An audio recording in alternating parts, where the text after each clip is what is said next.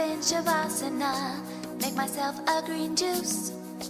Meditate with a mantra, I sit on my caboose. Don't smoke weed or drink booze, a sip of kombucha gets me loose. I wear leggings every day, when I get catcalled I say namaste. I'm a yoga girl. Yoga girl. I'm a yoga girl. Yoga, I'm a yoga girl. I'm a yoga girl. Yoga girl. I'm a yoga girl. Yoga, I'm a yoga girl.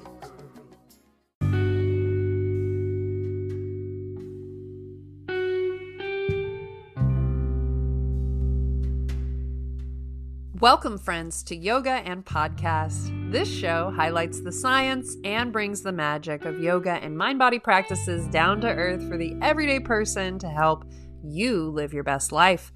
I'm your host, Ashley Weber, a yoga teacher and forever student who is oh so curious about all things yoga, and I'm excited to share with you the final episode of Season 3.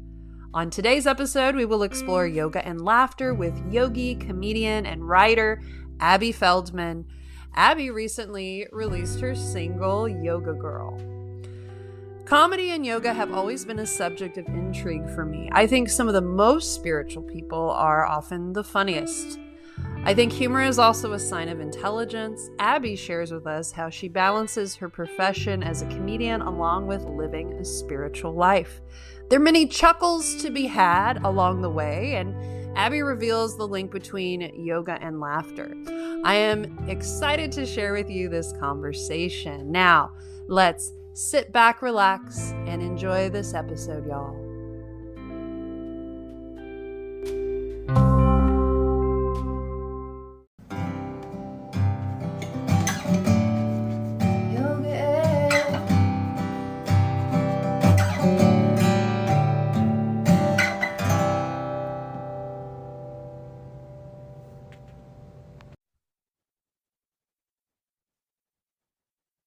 Joining us on today's show, she is a stand-up comedian and actress, and she wrote for Netflix's The Fix with Jimmy Carr and Adult Swim's Soft Focus with Jenna Friedman. She is the creator and host of the daily podcast Hi Babe on Spotify. She's here to discuss yoga and laughter and will be debuting her comedy song, Yoga Girl. Please welcome to the show, Abby Feldman. Hey, Abby, how are you? I'm great. Hello. Thank you so much for coming on the show. I'm so excited to chat with you today. Would you like to introduce yourself a little bit more and share your relationship to yoga? Oh, yes. So my name's Abby. I am an Aries sun, Capricorn moon, Cancer rising. My relationship to yoga began it began probably in high school. I would go to the YMCA and go to yoga classes as exercise because I was lazy and didn't want to run on the treadmill like my sister. And then it tricks you. I always tell people that when people are like, oh, I'm an atheist, but I go to yoga. I'm like, it's going to get you because it's a sacred, it's a sacred act. The yoga postures and movements, the asanas pull you into yourself. They pull you into your heart. They pull you inward. And over the years, I lived abroad. I did an exchange program in Argentina right after high school, before college. And my host family would take me to yoga classes. And Wow. my first boyfriend who I met there, his aunt and uncle were into spirituality, and they had mantras playing, and they would gather and chant, and I loved to sing and I liked the chanting, and all these things were little pieces over the years that came together. And then I started having experiences and all sorts of stuff I think we can get into more later, but I think I was always seeking something more. I think I was, I grew up in Rochester, New York. I was bored out of my mind. I was a cheerleader. I was, I was doing pageants. I was just doing anything to try to like feel something. I was drinking way too much. I was like always, doing that kind of stuff, getting in trouble and whatever, because I think my soul, like so many others, was seeking to feel something real and tangible, and knew that the day in, day out, 9 to 5, go to school, go to work, eat your wheat bran or whatever. I don't know why I said that, but it's like, I think I always knew, little Abby always knew there was more. Mm-hmm.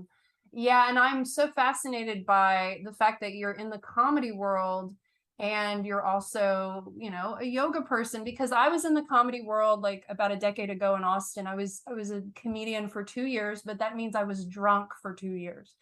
And then I moved away from that and got more into spiritual practices and yoga. So my question is like, how do you have a healthy lifestyle while also being in the comedy world?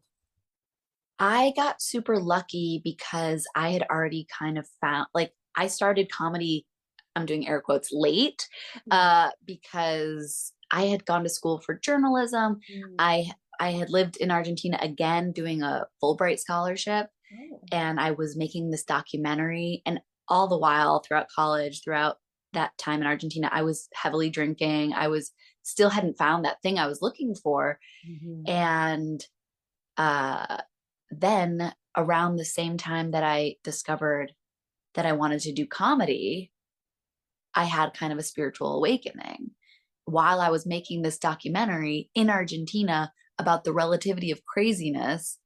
I was like interviewing patients in the psychiatric hospital in Buenos Aires, and they were so beautiful and so sensitive and amazing, but it was so sad. And I was just like, I don't want to talk about this. I don't want to put this message out into the world. I just want to make people laugh. Life is too short. What are we doing? I don't want to cover the news. I want to be silly, and I want to have fun, and I want to make other people feel good.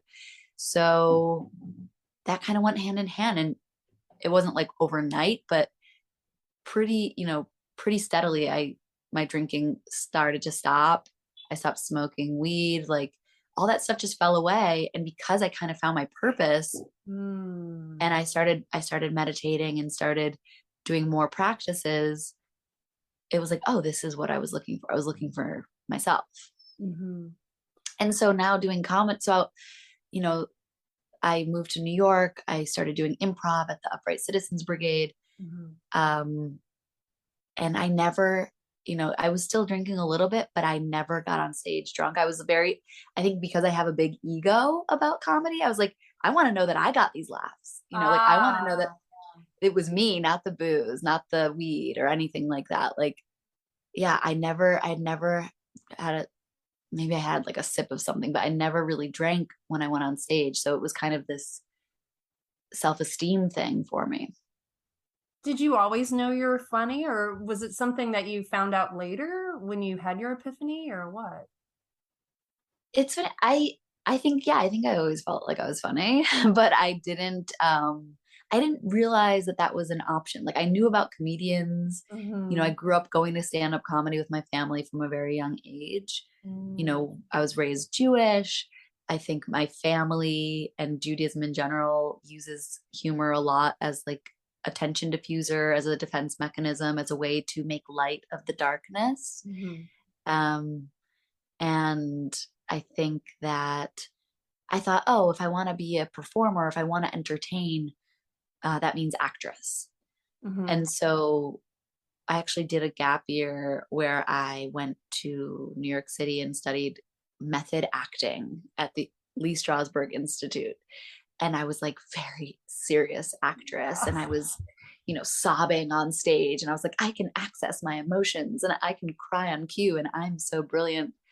Um, but it felt like there was something missing. And I think what comedy does is it lets you do all of that, like go to those dark places, go to those deep, deep inner wounds. And like, it's alchemy, we're like shining a light on it and transforming it. And that's pretty yogic. It is. And truth sayers, like saying the hard truths and shining it.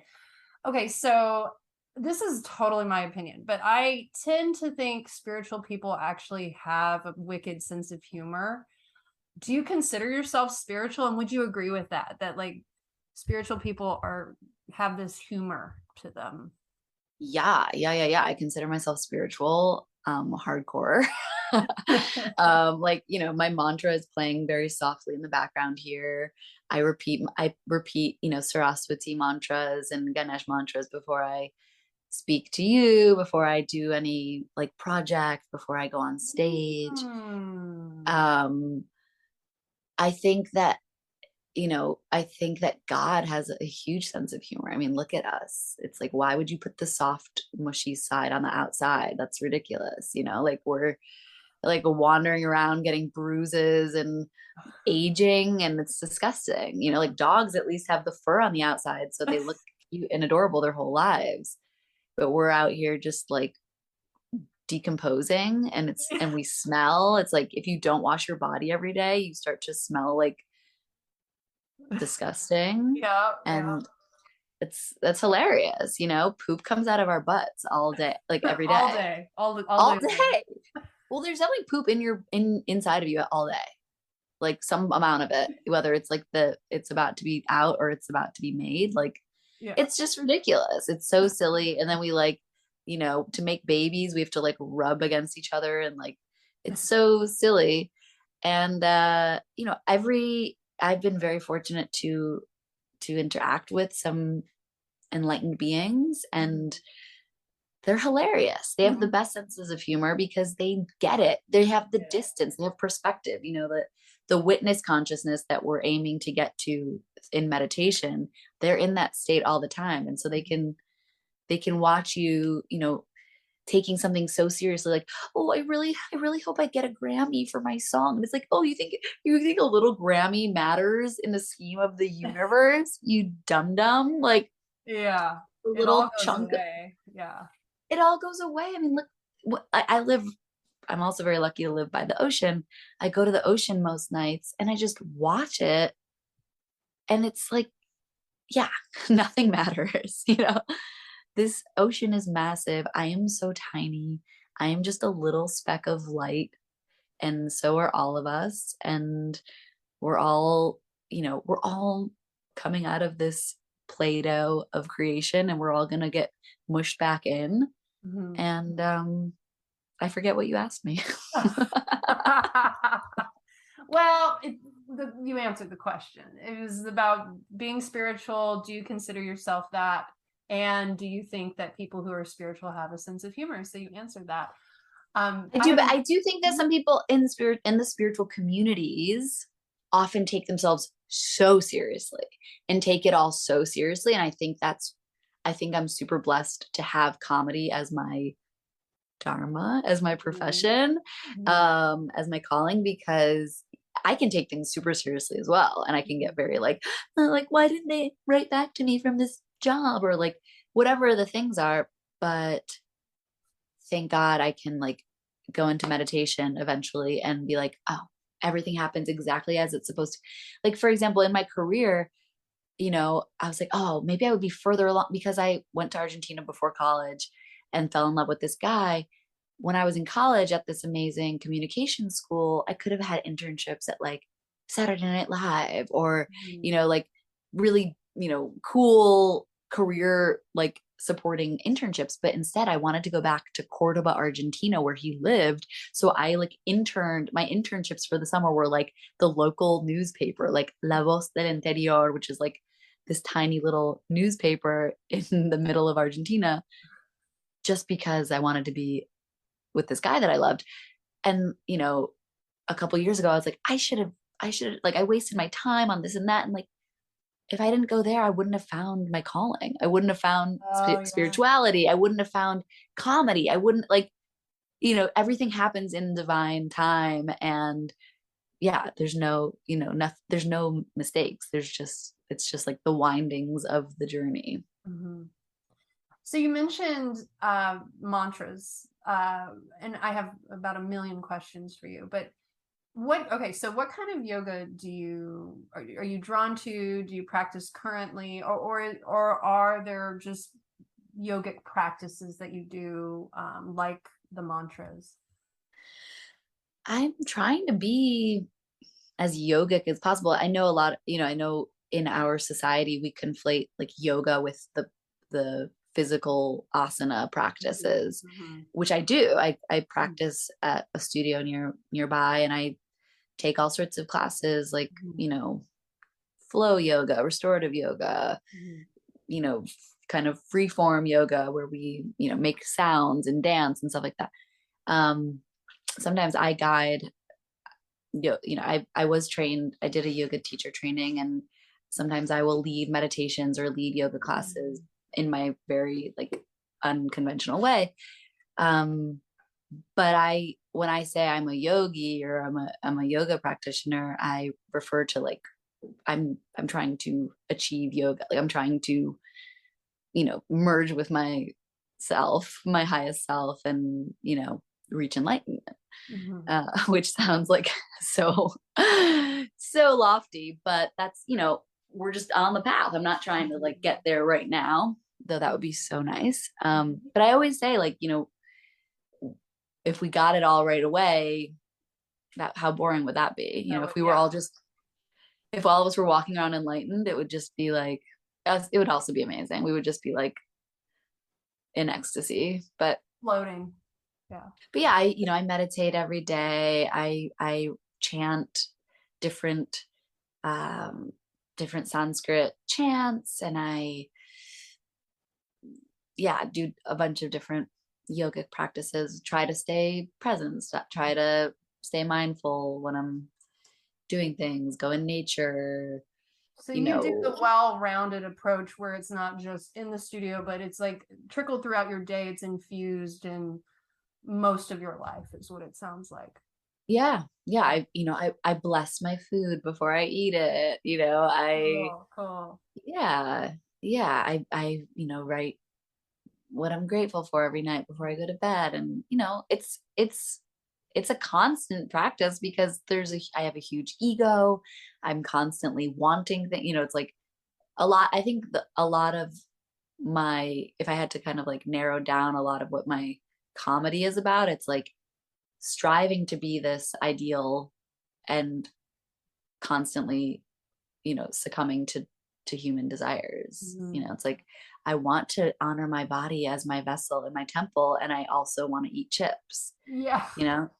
Well, I like love it. I love your joke about, sorry, I didn't mean to cut you off. Yeah.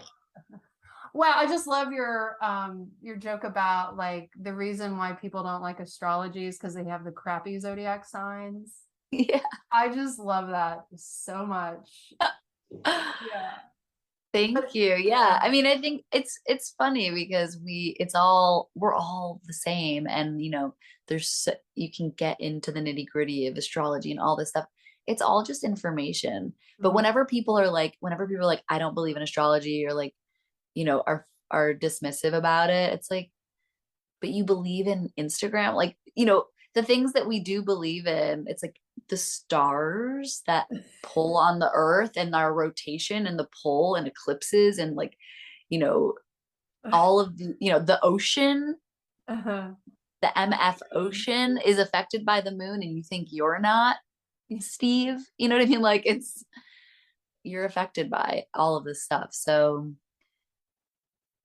yeah, obviously we have to take responsibility for our actions and for everything, but I think we are a lot smaller than we realize.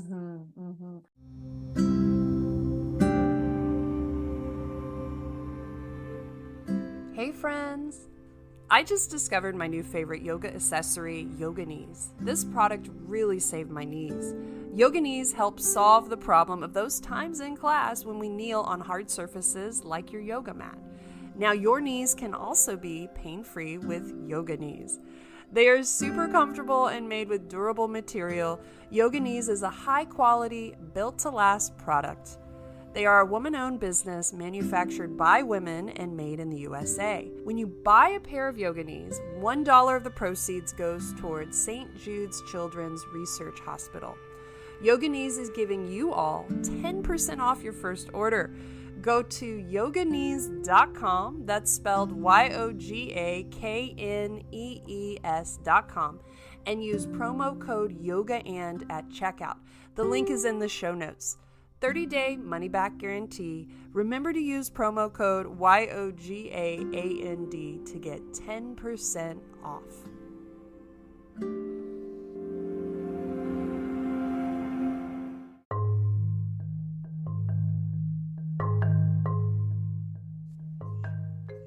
We all have a voice and something important to share with the world. Now it's easier, more than ever, to make a podcast of your very own and to amplify your voice thanks to Anchor by Spotify.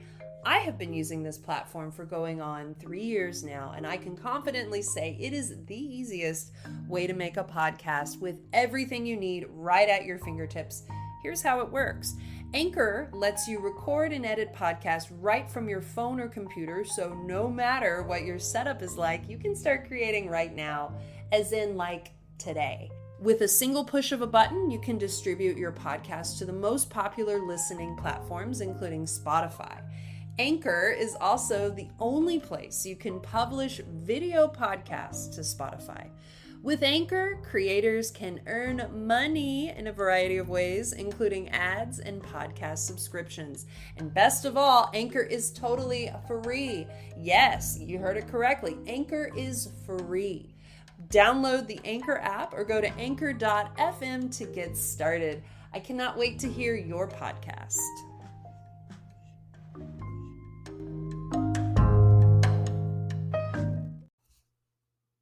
And we're back.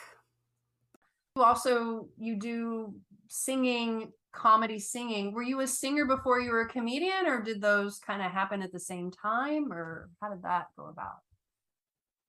I don't really know. I love singing. I've always loved singing, and I've always felt like I'm not a good enough singer to be a singer. So the fact that and then I was doing comedy, and like I did music growing up. I was in like, the select chorus or whatever in school, but I was never like a soloist or any of that stuff. And then because I did stand-up comedy and now I am I'm a solo artist, it's like I don't have to audition against anyone else. It's just me on stage singing my own songs. And it's, I think I'm a decent singer for a comedian. And I think that's the beauty of it. Like, I don't have to be Mariah Carey. You know what I mean? People aren't expecting. The songs are funny. They're also, I hope, meaningful. And some of them are just kind of silly. And then some of them have more purpose. So. Well, let's talk about your song, Yoga Girl. Is that not, it's trademarked, isn't it? Did you get it trademarked? Well, I need to get it trademarked. But basically what someone advised me, someone told me that if you just start putting the trademark symbol on your stuff online, it is effectively a trademark because you can timestamp it. If it's, I posted it on, September of 2022. If anyone else later starts doing something called Yoga Girl, I can be like, well, I've been using Yoga Girl since this time. Wow. Okay. Good tip. In case I should trademark something, now I know. Yeah. Yoga Girl with a U. So is it about you? It's about you. What inspired you to write Yoga Girl? Yeah, it's about me. It's just, I was with a friend of mine who I know from the spiritual community, yoga, meditation groups. And he's an amazing musician. And I was just like, I want to write. I'm always constantly trying to figure out who I am. I'm always trying to give myself an identity. But I think because of the spirituality, I'm aware that like, we are not that. Like, I know that I am consciousness. And I think that's in my Instagram bio. It's like consciousness wrapped in a squishy temple, like flesh temple, because, am I a woman? Am I Jewish? Am I short? Am I, a comedian? Like, no, I'm none of these things. And I'm all of those things. And, so I play around with it. Like, I have a song called Call Me by My Hebrew Name where I play with my Jewish identity. And now Yoga Girl plays with my spiritual identity. It's like,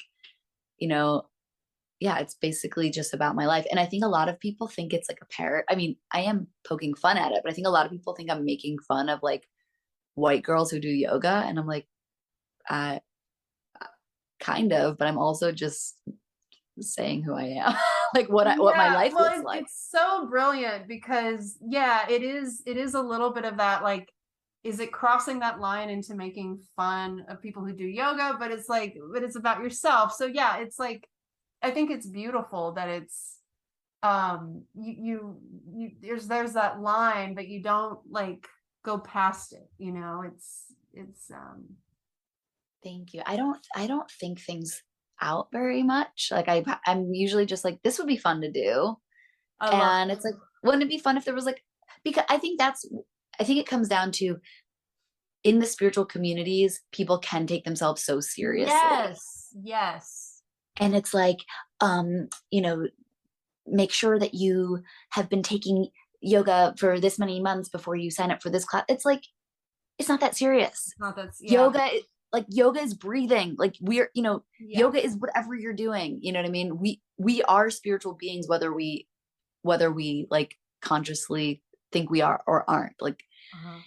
and uh so yeah, just let's have fun. Let's make an anthem. Like, I'm a yoga girl, let's Yeah. just I love it. So I want to talk again about your epiphany when you realized, you know, comedy was for you and you got really clear on that. Okay, what did that feel like? And then what did you do after you realized that? Like what was the first thing you did to like start that journey of like pursuing comedy? I mean, it was a very intense experience. I was living in Buenos Aires. I was making this documentary on mental illness, Mhm. and I was going like 2 to 3 days a week into this psychiatric hospital, like a very notorious, hardcore hospital by myself with this little handheld camcorder. And, I was 21. I didn't like looking back, I'm like, oh my God, I was just alone with some of them were criminally insane. And I was just alone, like in the morgue with one of them. And, just all this kind of like really ridiculous stuff. And at the same time, the days I wasn't going there, I was in a children's theater company, an English language children's theater company. We put on productions for the bilingual schools there. Mhm. And one of my castmates, we put on like children's Romeo and Juliet. And Mhm. I wore like, it was just whatever, silly. And one of my castmates was quite a bit older than I was. And one night we were out. I was clearly seeking something. I was like in this, who am I? What is my life? What am I doing with my life? Time. And I remember he kind of like turned to me at one point while we were talking. We were in this loud nightclub, and my memory is he like pinned my shoulders against this wall and was like, who are you? Who are you? And he just kept repeating, who are you? And he was like, close your eyes, visualize, who are you? Who are you? And I just saw myself floating over Madison Square Park in New York City. And all these people were below me laughing. And I just burst into tears. And I was like, I just want to make people laugh. And I just want to. And Oh wow. and then, shortly, he was like, go to New York City, sign up for the Upright Citizens Brigade improv classes. I didn't know, anything about it. And I finished the documentary, and shortly after I moved to New York and started doing improv. Wow. Okay, that is profound that happened the way that did. Yeah, it was definitely like a run, don't walk situation. Mhm. And once I found that, I was like, I just got chills thinking about like the full body relaxation sensation of doing improv, like being in the flow like that. And that is such a yogic thing, improv. Like it's so present. Yeah. So, you're it's a give and take. It's yin yang. It's like, I give to you and you give back what I give. And it's it's so beautiful.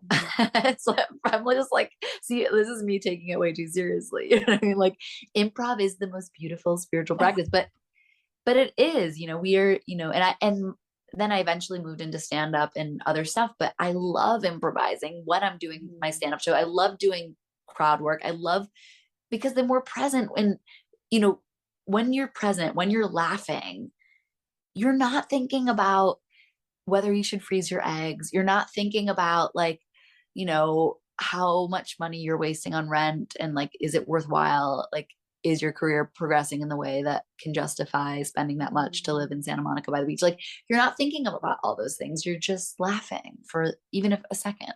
The link between what I'm gathering from what you're saying, the link between laughter and yoga is the presence. They both provide presence. Yeah, I think laughter is like, it's like the shortcut. I think it's the ticket there. Even if it's just a glimpse and it doesn't last forever, you come back down to reality as soon as the show's over, and you're like, oh, I got a ticket, and now like I gotta deal with this partner I came with who I don't even love anymore, or whatever crap you're going through. You'll get back to that soon enough. But actually, one of my first awakening experiences came through laughter. I did have like half of a puff of weed, but it was like nothing. And I started laughing, and I was with my partner at the time, and we were just laughing and having fun. And in this mid laughter, I lost myself. I totally was like merging with the wall. I was like, hold me, tell me what my name is. Wow. Give me a container, because I was losing sight of my ego. And that experience lasted the whole night. It was full on panic because my ego didn't want to go away. It was horrifying, but I was shaking, sweating. All of this came out of like half a puff of weed and a laughter like episode. And I woke up the next day after going through this like birth process, and I was totally in bliss and totally fearless, and that lasted for like 10 days or so. Wow. All that from a little puff of weed and laughter. That's pretty cool. How does it feel when you make a crowd laugh? Like, what does that feel like for you? When the crowd is laughing and I feel like what I just said or what just happened between us was really magical, it's an unbelievably amazing feeling, because it feels like magic. It just feels like a portal opened up, because you could say, I'm, trying to think of like a very common joke, but like, Here, I have a joke for you then. give me a joke. Pilates is basically yoga for atheists. Yes. I also totally teach Pilates, so that's why I can attest to that. But you do? yeah, I do. Okay, that actually reminds me of, I'm like finding like a bump on my dog. I'm like, oh, I need to. Oh no. No, I'm like obsessed with like picking at her. This is very ADD. I need to come back here. I have a joke. You reminded me that I have a joke about atheists where I'm like, I love sneezing in front of atheists and tricking them into blessing me. But see, like that. Okay, that's a dumb joke. Or that's just a joke, right? This is a joke, yeah. I could be like, I love sneezing in front of atheists, because when I sneeze in front of atheists, I trick them into blessing me. And then people would be like, or I could be like, I love sneezing in front of atheists because it tricks them into blessing me. I don't know. Like, you have okay, the timing. You get timing. See, timing has never been. well, look, that was a horrible example, and you should leave that in so that people know that, you don't have to be perfect to be heard. But all that to say is that, like, it's not about what we're saying, it's how. It's like when you call out a truth in the moment, when you're channeling, like, because also this isn't me. Like, when something is explosive, we're channeling something bigger than ourselves. I always ask for that before I go on stage. I'm like, please let me be a channel for love and light. Please work through me. Please, let me share your love with them. And like, that's it. That's what I also wanted to ask is like, what do you do before you go on stage or after stage? And it sounds like you do that. You kind of say that, and then do you do anything after stage, after you get off stage, or? I probably ought to do more when I get off stage. I just, if I remember to, I would like offer gratitude and thanks for guiding me, and just, just gratitude for that. But yeah, before I go on stage, if I'm with others, like I'm on a team, or if I'm shooting a film or something like that, and I'm the one heading the project, I will make everyone do, like, I just shot a music video for Yoga Girl with two friends, and I was like, we're gonna do mantras before we do it, and we stood in a little circle and just did a few mantras, had a few moments of silence, and it just grounds me, grounds everyone, grounds the production. Very cool. And it changes everything. Like even today, I got on this call so like last minute. I just jumped out of the shower because I woke up early and just let the day get started, and I didn't take the time to sit and meditate. I will sit and meditate at some point today, but I always forget, or very often forget, that if I just sit and meditate for 10-20 minutes first thing in the morning, everything else is going to run smoothly. Yeah. I know. And there's this sense of like, oh, I got to just respond to this text, and I just got to walk the dog, and I got to do this, and I got to do that. But it's like, then it's like 3:00 in the afternoon, and I'm like, what just happened? I don't even know how I got here. I need to sit, I need to breathe, I need to close my eyes. And then it's always better. Yeah. Do you have a favorite comedian? I always say people's names. I have so many people who influence me. There's so many people that I love, but I don't think I could say I have a favorite anymore. I mean, I would be very excited to see Bo Burnham live. I would be very excited to work with Sarah Silverman. I really loved Nick Kroll's latest special on Netflix. There's a lot of people that I think are brilliant. And yeah, I'm trying to think who I could say as a favorite. I saw Meg Stalter perform recently, and she was so brilliant. And I love Kat Cohen.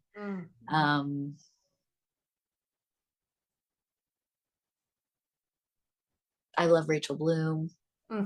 Yeah. I love Rachel Bloom. I'm rewatching Seinfeld now from the beginning, and it's like, that's so great. I think it fluctuates what I'm into, and yeah. Let's talk about your podcast. Hi, babe. Okay. How did that come about? And tell us more about how that all started. I started Hi Babe right before the pandemic, but I had done a different podcast. It was like, now all podcasts, or a lot of podcasts, have like a visual component. It's like all filmed. And so I, a few years ago, had a podcast called Moist, where I interviewed comedians in my bathtub. And I called it a live stream show because it was a live stream show, but I also put it on audio, so it was a podcast. And it was really fun. The whole concept of that was like getting comfortable with the uncomfortable, because a lot of people don't like the word moist and being in close quarters in a bathtub. I mean, That's good. It was really fun. Obviously would have been interesting to try to keep up during the pandemic, but right before the pandemic, I transitioned into doing Hi Babe, which was a similar goal of just giving people love and giving people a little joy. And it was like it's supposed to sound like a little voice note from your best friend. Like, even if you had a crappy day, your boss was mean to you, you were stuck in traffic, you pooped your pants, you got broken up with, whatever it was, like you could turn to Hi Babe, and you'd have this uplifting voice note from your best friend Abby, and It's a little bit of a guided meditation. It's a little bit of just like let go of your troubles and feel good. And yeah, I think that's kind of what I try to do with comedy. It's what I try to do in life. Am I always succeeding? No, not at all. But it's the intention. That's so cool. Well, what plans do you have for the future in your work? I am putting out my new song Yoga Girl on November 11th. I would love to put out an album. I would love to put out a special with my comedy songs and stand up and maybe some sketches as well. I don't know. I don't know because I would not have known that I would be doing comedy music if you'd asked me like 4 years ago. Wow. That started pretty much like 2018. And so I have no idea what I'll be doing. I was saying recently to a friend, a lot of times I'll be like, I want a Netflix special. I want a Grammy. I want, I want to be performing on the Tonight Show. But when I zoom out a little bit, it's like, do I want those things or do I want to bring laughter to the masses? Do I want to bring joy to people? Do I want to bring light and love into the world? And if that's the case, then I'm open to anything. Like maybe, I'm like, I'm open to what that looks like. Maybe I have no idea what form that's going to take. And it's going to be, maybe it's to be a mom. Maybe it's to be, not that those things are mutually exclusive, but like, maybe it's to be a mountain ranger who like takes people on tours. Like I have, I'm trying to stay open in the universe because what I really want to be is happy, not like, I think like I want to be famous. I want to be rich. I want to be this and that. And that a lot of times I'm in that lane, but when I'm able to switch into the lane of like, I want to be happy. I want to be healthy. I want to be growing spiritually. Then it's like, I'll do whatever I'm supposed to do. I love that. Well, where can we find you online? We can find me on all the social platforms. I'm on Instagram at Abby Feldman. I'm on TikTok at Abby Feldman Official. I'm on Spotify. I'm on Apple Music. I would love for that to build. I would love for more people to follow my music platforms. And it's just, you can listen to my music for free. It's streaming everywhere. And yeah, get my new song, Yoga Girl. It's out now that you're listening to this. And it's Yoga Girl with a U, G-U-R-L. Well, thank you so much for being on the show. It was so fun to have you and chat. Thank you. Yeah, this was so sweet. If I would also love to be touring. So if I get to Austin, I want to connect. Yeah, definitely. We'll get a green juice. Yeah, we'll go get a green juice. All right, Abby, I hope you have a great rest of your day. Thank you so much. Thank you, Ashley.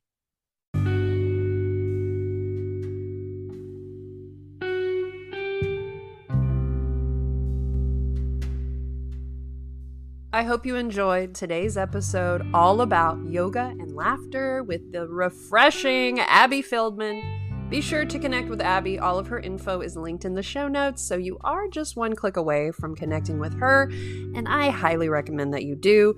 Check out her new song, Yoga Girl, on Spotify. Girl is spelled with a U. Also check out Cellulite Summer. Pretty funny. I love it. I have a favor to ask. Can you text this episode to just one friend who you know will love yoga and podcast? I thank you so much in advance for the favor. Word of mouth is everything in the podcasting world, and it helps so much to support the show in reaching a greater audience, and I cannot grow without you. If you want to say hi, our email is yogaandpodcast@gmail.com. The and is spelled out YOGAAND podcast@gmail. Please follow us on Instagram at Yoga and Podcast. We are now on TikTok. The handle is also Yoga and Podcast. We are also on Twitter as well. When you follow us on all these platforms, we will follow you right back. The theme song is performed by Allie Holder. Graphics, guest booking, and social media by Bentley and Chloe Productions. Thank you for listening. Stay tuned. Season 4 is just around the corner.